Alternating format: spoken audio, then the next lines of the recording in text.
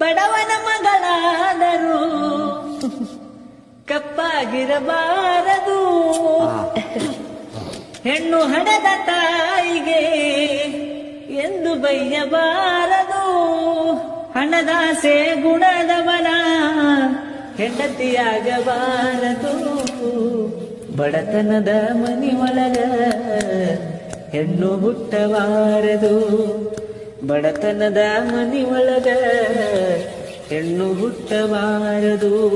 ಕರುಣೆ ಇಲ್ಲದ ಅತ್ತಿ ಮನೆಯ ಸೊಸೆಯಾಗಬಾರದು. ಅಪ್ಪಿಕೊಂಡು ನಡೆಯುವ ಅತ್ತಿಯ ಸೇವೆ ಮರೆಯಬಾರದು.